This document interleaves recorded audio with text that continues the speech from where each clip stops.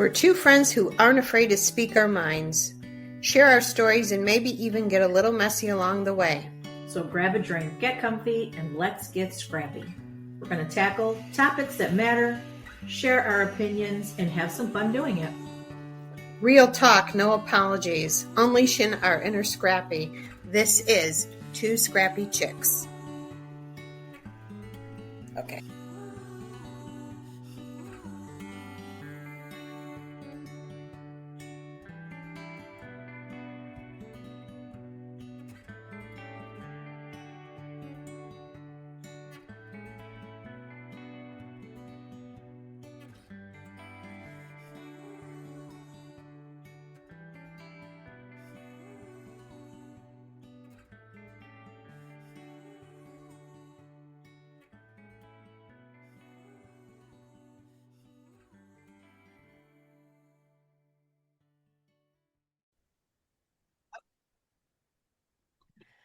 Hello, we are back. This time we're going to give a little snippet of who we are. I am slow today. Okay. I am the second generation born here. One set of grandparents came from Italy. One set of parents came from Ireland. They came to Ellis Island and then settled in Chicago. So then my parents were the first generation born here, and then me. Well, me and my 7 siblings. 2 are half siblings.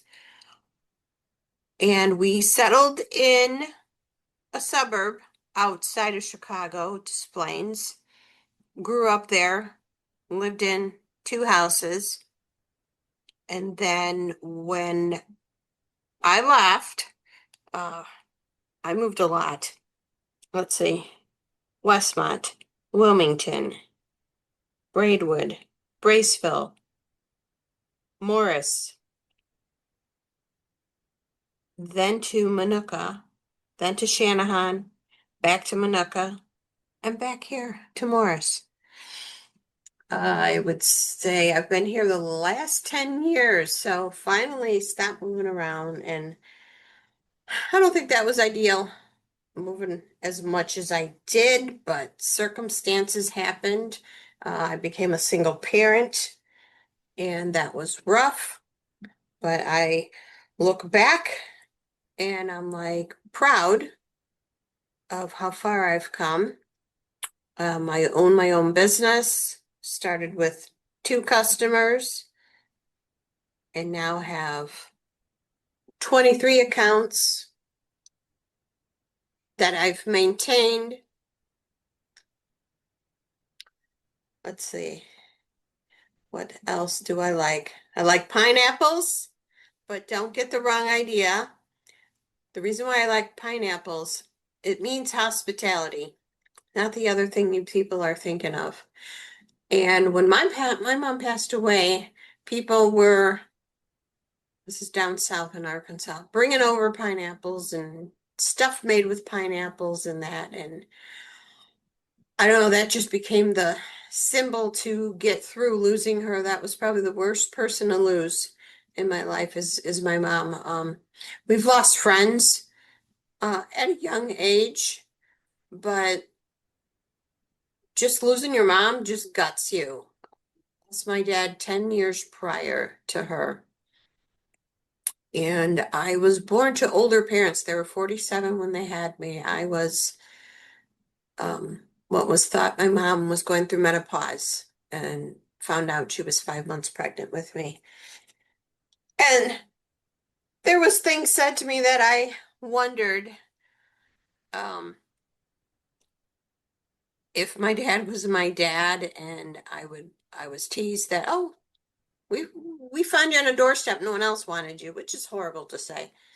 But I took a DNA test, Ancestry, and my dad is my dad. So I am happy with that. With this podcast, not only are we going to be talking about our weight loss journey, but other things. And we'll have guests who will talk about things that they have experienced in life. Um, could be anything, not just like one certain subject, a variety. So I'm trying to think if there's anything else important. Two kids, a girl and a boy, a grandson. I'm a stepmom. I'm on my second marriage. I have a dog and two cats, one tattoo, and back to the ancestry. Pretty much, I am Irish and Italian. So I, I think that pretty much covers it. Go ahead, my lady. Your turn. Oh, hello. Yes. Well, we can start out like how we met. We met each other in high school. And although Yes. I was born and raised in the Midwest in Des Plaines, Illinois, at least in the beginning, before my parents divorced and he kind of scattered about, um, moved about a bit after that divorce and was in Minnesota, was in St. Cloud, Minnesota for 6 months, Fargo, North Dakota for almost a year. And when we came back, I was living with my grandmother in Des Plaines. We came back home. And I met you in high school, our sophomore year, middle of sophomore year. Yeah, So the best class was biology. biology, Mr. Rasfeller. Shout out And to Mr. Rasfeller. yes, rest in peace. Um, Yes, rest in peace. he He was a good guy.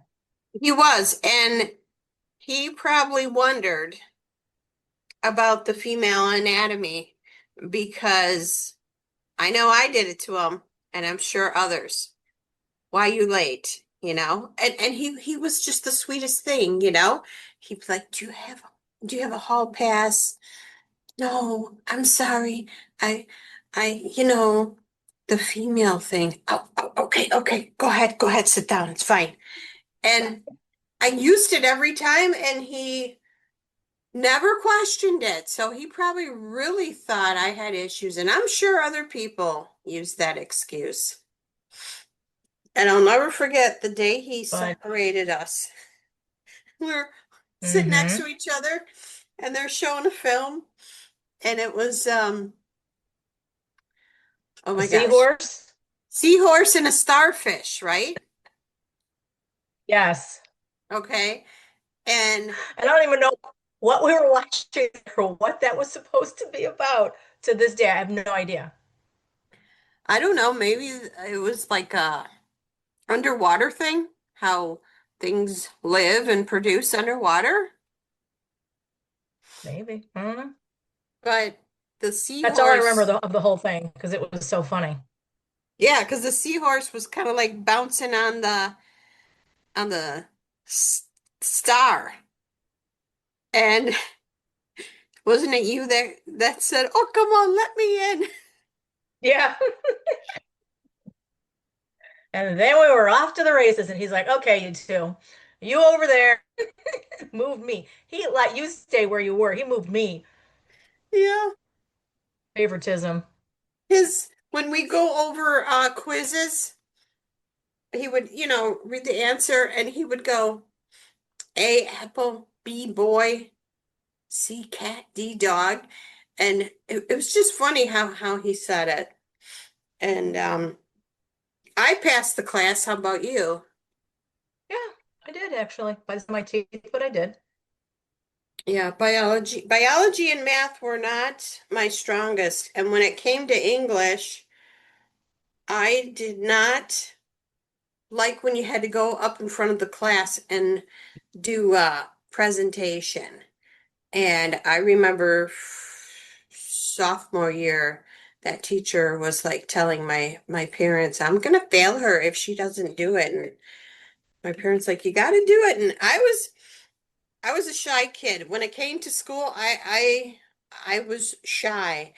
And when my mom would go to parent teacher conferences and they tell her this, she'd look at them and like, excuse me, are we talking about the same child? Because she's not like that at home. I don't know, maybe it was a crowd thing. you know, because we did go to a big school. The graduating class was over 400 people. And out of the 400, I was ranked in in the 400 range, meaning the not so smart. Academically achieving Yeah. class, I know. I somewhere probably in the basement in one of the bins have my high school transcript, or I have it in one of my files. And it says my GPA and transcript, all that. Because when I did college, I had to send that to them, and I'm like, oh my God, how embarrassing. So, But that's but okay. You persevered. yeah, but go on about, you know, so that's how we met, and go on about your background.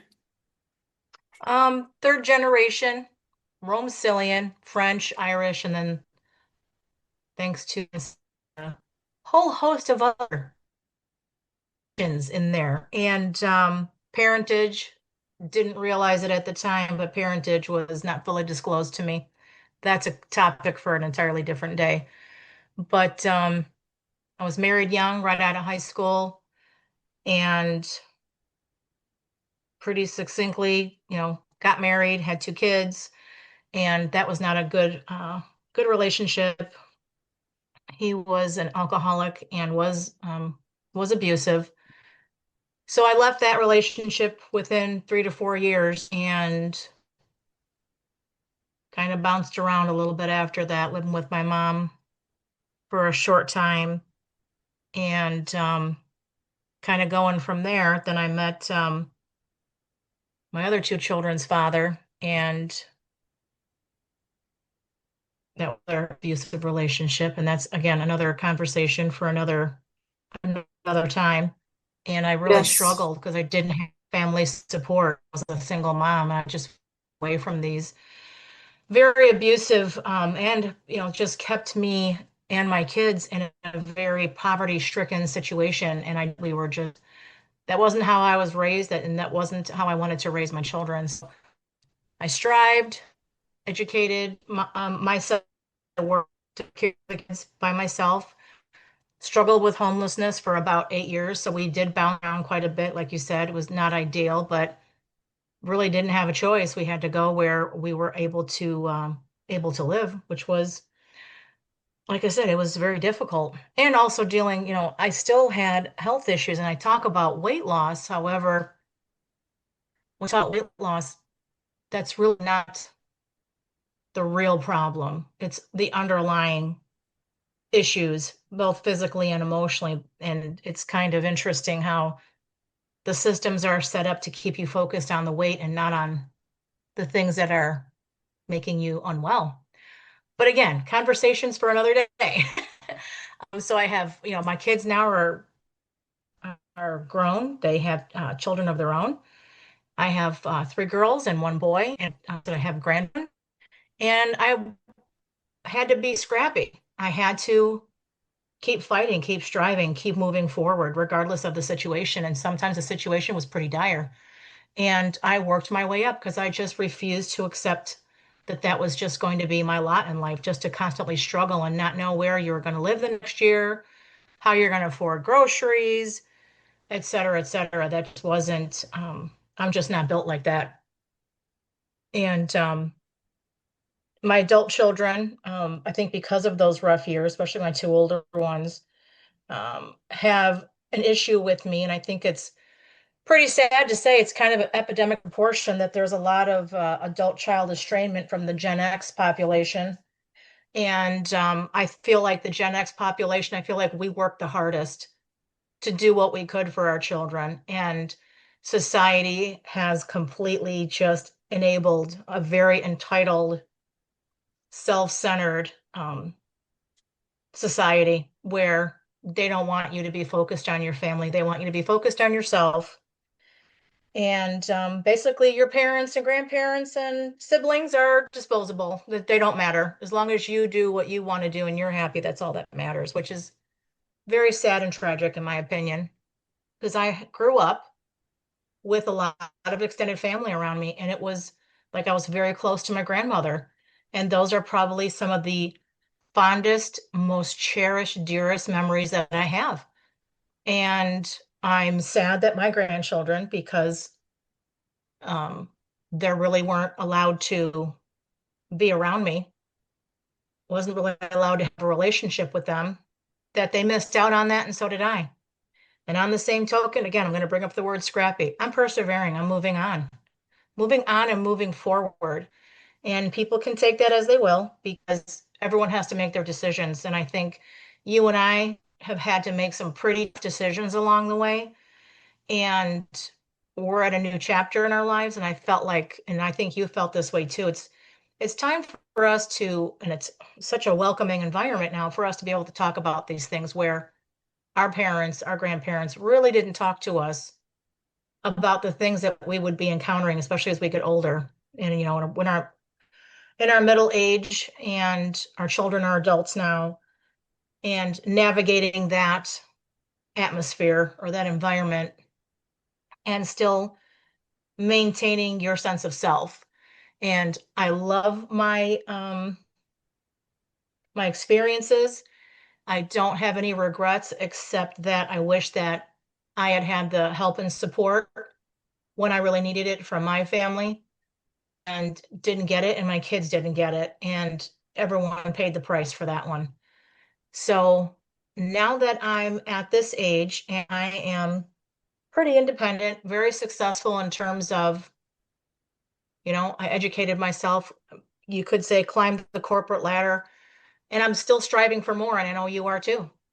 And in the meantime, I think it's also important to have these friendships with other women and even younger to kind of help them along the way too, because they're coming up behind us. That there's a lot of things that need to be discussed. No matter how uncomfortable that conversation may be, they need to be had because estrangement from your family is not good for you and it's not good for your extended family. And I think one of the things that we wanted to discuss, and that's going to be another issue, is how that affects your health. And as you had said, we're going to be talking to many people about many different facets of life, including health and wellness. And got to take care of yourself. Got to take care of yourself first, or you really can't take care of anybody else. And it would be nice to have the support. And I do, fortunately, have the support of two of my children. One especially has been exceedingly supportive, loving, caring, compassionate. And for that, I'll be forever grateful because I know what it feels like to be cast aside, to be disparaged, and to be basically disregarded as a non-human. My feelings and I don't matter. And that also makes me feel sad for other parents, including dads. Dads get this too. And this is not exclusive to just the moms. So health and wellness have been a very long journey. And like it's, you know, the weight is what we focus on, the number on the scale. However, there are so many things that affect that number. And that includes our mental well-being, you know, our emotional well-being. And when you are learning about all these different new things that we're going to be able to share with you, that will hopefully be helpful to you and be supportive to you and educate you so that you can make the best, most informed decision for yourself, no matter what you decide to do, that we want to bring you relevant content and also share our experiences so that you don't feel like whatever you're going through, that you're alone. Because we've been there, haven't we? Yes. And did you ever have anybody who was in a situation, whether it was domestic violence or just wanting out, where they felt they weren't brave enough? Oh, I can't do that. And they admire you that you did it and were successful, but yet they look at you and like, nah, I can't do that. But yet they never tried. They just got it in their head. Right. No, I can't do that. And it really makes me sad to hear that Mm-hmm, mm-hmm. because I didn't have the support up here. I had one sister that still lived up here and then eventually moved down to Arkansas, and my parents moved to Arkansas when I moved out of the house. And I certainly did not lean on my kids' other grandparents because they were brainwashed by their son that it was my fault when actually it was his. And I go, well, you know what? Now that we're not together, I think maybe they'll get an idea that it wasn't me. And I don't know if they ever realized it. They certainly shelled out a lot of money, but I don't know if they ever realized it. And but yeah, there's always I think there's more help now than back then. There's Mhm. always a way to Well, and when get you and out. I were coming up with when we were going through our situation, there wasn't the vast resources that are really available on your phone and on your computer. And I can't tell you how many hours I spent making phone calls on a regular phone, trying to get help Mhm. for myself and my kids, hours upon hours. And we kind of had to wing it. We had to persevere. We didn't have help and support. Yeah, And you make a very good point, because I think people also feel like they can't do it. For me, it wasn't whether I could or I couldn't. For me, it was like, there's going to be something better, because this is unacceptable for me. right, This is not what I'm doing. We're right. not doing this. We're going to find a way. I think in my drawer here, I think I have my speeches from speech class that I did. Me, who does not like to go up and speak in front of people, and I had to take a speech class at a community college. And at the time, I was a single parent with two young kids in my later 20s, and my classroom, majority of my classroom were like younger ones that like just graduated, very young 20s, not even left home or married or have kids. And it's funny because all my speeches were around that subject, and I'm like, gosh, I hope after telling them what I went through and the little fallacy of the white picket fence and the dog and the Yeah. house and the kids and the happily ever after and the woman stays home and the man goes to work. I'm like, that's not a thing anymore. Maybe, but it is not a thing. And Well, we're hoping that that that's, can come back, because that's the ideal yeah, situation for a man, for a woman, and for the children. That is the ideal situation. I don't know about you, but when I was married to, I will call him the donor, I was like, really? This is how it goes? And I'm like, this sucks. I did not sign up for this. And And it's not like you didn't try to make it work. I don't want anybody to feel like something didn't go right and you're like, oh, I'm out. No, you tried to make that situation work. And sometimes when you're in a situation with someone who is mentally abusive, emotionally abusive, or neglectful, that's not good for you or for your children.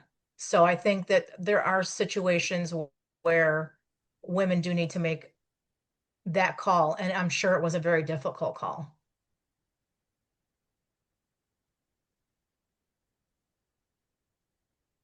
yes, um, I'm trying to think. Excuse me, I'm thinking about that speech I did because I'm like, did I just do it once or did I just like keep talking about it? And I think I might have ruined a couple of people where they're like, I ain't doing that. I ain't going through that. But they did, after the speech, they did come up to me and said, hey, that was really brave of you sharing your story. And um, like a lot of them was taking out the most important things from it. how things have changed. I mean, like when I got married the first time, the donor's mom, very old fashioned because she came from a household where dad worked, mom stayed home, to take care of the kids, and cooked what, a 7 course meal, right? From appetizer to dessert. And that's what she did. And I'm like, hey, that's all fine and dandy, but it's like she put pressure on me that that's how I was supposed to be. And I'm like, no, not even my own mother put that pressure on me. That's how I have to be. So, but yeah, things have really changed. The only thing I would like, we could go back to the 80s. That was a fun time with the hair and everything, and the clothes and the neon stuff, right? Just feel like everybody, especially within our group, they were just so much fun. They were so accepting. Like you did not have this infighting where you had to unfortunately be afraid of people who you called friend, that they were going to harm you in some way. We had such a supportive and kind relationship with all of our friends. You know, we each had people that we connected with a little bit more, but we were all very kind and supportive of each other. Now, did we ever get into arguments or disagree or Mhm. yeah, we did.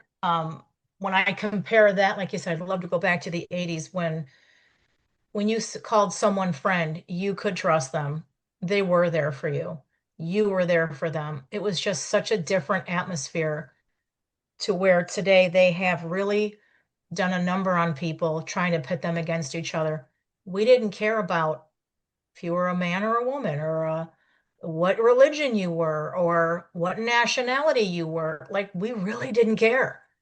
And it's become such a focal point of a way to divide people. That is something I would love to go back to where that was never, we just never had that conversation in my home or with my children growing up. And that's not anything that I've ever wanted to entertain in my adult life. And it's so sad as a Gen X person to see how the world has degraded in that respect with relationships. Yeah, the 80s, that was for us like a golden time. It was an age of a lot more freedoms, and yet we've just gone backwards. I don't know how else to describe it. Yeah. Would you say you used the values and the discipline that you grew up with on your kids? Because I sure did, especially when I had to be mom, dad, because I had full Uh-huh. custody. Yep. And my sisters are like, "Oh my God, you're so rough on them." And I go, "Well, I got a little bit of mom, the nice, the pushover." And they go, "But yeah, but you got dad in you. You're rough on them." And I'm like, you know what? If I'm not, then they're just going to walk all over me and they're not going to be responsible adults like they are now. And I have no regrets. Well, and that's good, because that's a thing too. Your parenting style. Everyone has a different parenting style. And unfortunately, like you said, did I raise them with the same morals and boundaries and everything? I did. I did try to do that and try to teach them wrong from right. And especially because we were in such a situation with the homelessness and not, depending on food pantries a lot for our food, that if we ever had anything extra, and I used to tell them, when you go to lunch at school, if you see a kid who doesn't have lunch and you have a lunch, share with them. And my kids always did that. If they had something and someone else didn't, they were always there to share and to help out because of how they saw how I was struggling and how we were struggling. So, this, like I said, this estrangement thing, it's like a mass psychosis, completely created. And I'm not saying all parents are going through it because they certainly are not. They surely are not. But there's so many that it's alarming. And I would just encourage those parents, whether you're a mom or a dad, look after yourself, keep moving forward in your life. You still got a lot of life to live, and it can be very good. Yes. When you said mom, I had to chuckle because of our new thing with what we say in chats, especially because we're following the Karen Reed. Tell them what you started it. Oh yeah. So we, and this is the day and age of Facebook groups, right? So I wanted to be in that group to free Karen Reed, and someone was saying something ridiculous, and I'm not going to repeat it here because everyone's going to have to, I guess, have their own opinions one way or the other. My opinion is definitely that she should be freed, that she should never have been brought through this entire situation. And when someone had said something so ludicrous, it just absolutely flipped my switch. And this will tell you about our generation. Immediately, what came to my mind was, yo, mama, yo, mama. I was like so mad. And I kind of just told him, and I didn't have to swear, didn't have to get nasty, but I did use the yo mama card. And it seems to, for whatever reason, maybe it's because people don't use it, but it shut that person down. They were no longer willing to at least engage with me in what I had to say, in my Right? opinion, which is And fine, right? Like here, and that's the beauty of a Facebook group too. You have the ability to scroll by. You don't have to agree with me or anybody else. Everyone's on here just voicing their opinions. However, if I make a comment and then you come after me and say XYZ, you're going to get a yo mama. That won't be tolerated. Everyone should that be was given their opinion, and we need to respect it, regardless of what side that person falls on. that was funny, and I have used it, and then it's funny how when you comment on something, you don't have to tag me in it. I get an alert that you commented on something, and I go right there, and I'm like, I got your back, and I was dying at that. But it's been a week, Alvin. And you did the I your mama, know. and he just kept coming back. But I think he finally stopped when I told him enough already. Yeah, enough, right? Just let it Gosh. go. But anyway, so that's a little bit about us. You get to see our personalities and get to know us, and um, we Our will be humor, having many more podcasts and many more people on, and it's going to be a lot of fun. yes, and our humor. Um, Yeah. Trying to think if there is anything else we should add. No, I think we need to look at trying to wrap it up a little bit. Okay. All right. Well, this is just a little snippet of who we are. So stay tuned. Um, Buckle up and enjoy the ride on our podcast as we continue to be scrappy. That's right. Be scrappy. Thanks for tuning in, chicks. Join us next time for more real talk and scrappy vibes. Don't forget to follow us on social media and subscribe to our podcast for more fun content. We are at Two Scrappy Chicks on Instagram.